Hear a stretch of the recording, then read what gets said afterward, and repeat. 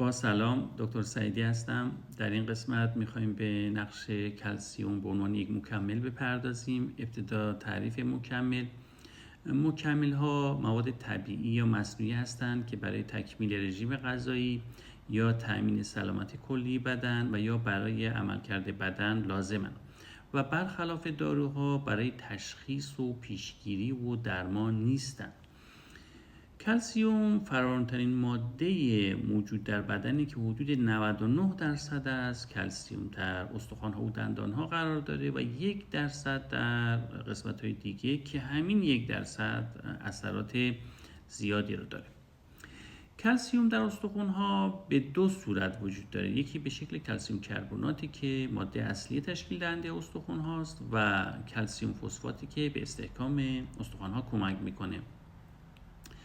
حالا نقش کلسیم در استخوان‌ها چیه؟ یکی در رشد استخوان هاست. کلسیم به ساخت سلول‌های جدید و همچنین به تقویت استخوان‌های موجود کمک میکنه تا بتونه وزن بدن رو تحمل کنه.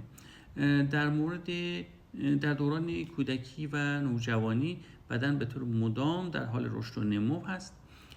در این دوره استخوان‌ها به طور سریع رشد میکنن که کلسیم برای رشدشون میدونین ضروری است. مصرف کافی کلسیم در دوران کودکی و نوجوانی به افزایش قد و رشد استخوان‌ها کمک میکنه و همچنین مصرف کافی این ماده در این دوران میتونه باعث کاهش خطر ابتلا به پوکی استخوان در بزرگسالی بشه. مطالعات نشون میده که بچه‌ها و کودکان و نوجوانانی که به مقدار کافی کلسیم دریافت میکنن نسبت به کودکانی که به مقدار کافی این ماده رو دریافت نمیکنن قد بلندتری دارن. نقش دیگه کلسیم در استحکام و قدرت استخوان‌ها و دندان هاست.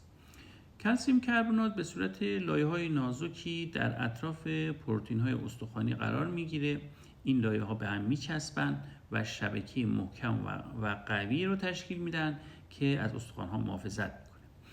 کلسیم فسفات هم نقش مهمی در استحکام استخوان‌ها داره و این ماده به صورت بلورهای کوچکی در استخوان‌ها وجود داره و به استحکام استخوان‌ها کمک میکنه در برابر فشار و ضربه مقاومت بیشتری داشته باشه. همچنین کلسیم همراه با مواد معدنی دیگه مثل فسفر، منیزیم، فلوراید که در استخوان‌ها وجود دارن به استحکام استخوان و دندان کمک میکنه.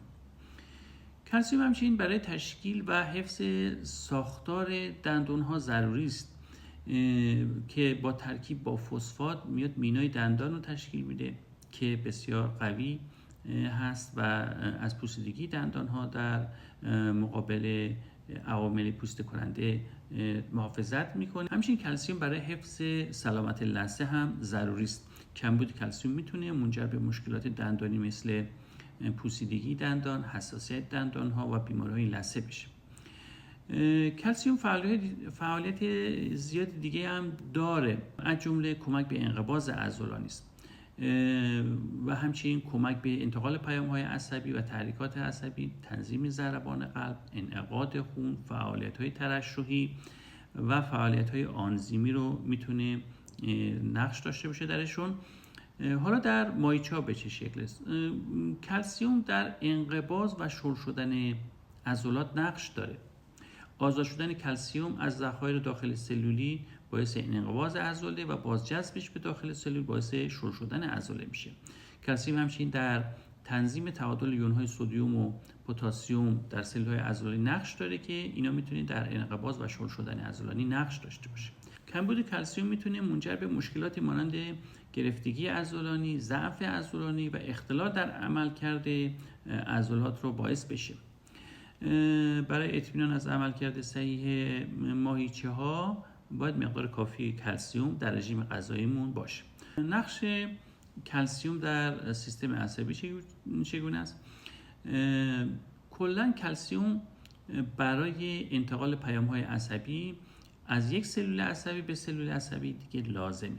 هنگامی که یک سیگنال عصبی به یک سلول عصبی میرسه باعث آزاد شدن کلسیم از ذخایر داخل سلولی میشه و بعد کلسیم به پروتئین های گیرنده در سلول عصبی متصل میشه و باعث میشه که اون پروتئین ها تغییر شکل پیدا بکنن و این تغییر شکل باعث میشه که سیگنال عصبی در سلول عصبی بعدی ایجاد بشه.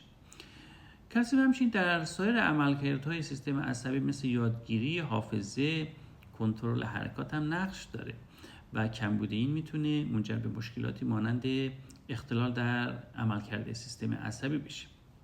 در ضربان قلب میدونیم که ضربان قلب یک حالت پیچیده از فعالیت عصبی و عضلانی است که گفتیم که در هر دو حالت کلسیم میتونه نقش داشته باشه که و نقش هم داره و میتونه کمبودش منجر به مشکلاتی مانند آریتمی قلبی یا ضربان قلب نامنظم بشه.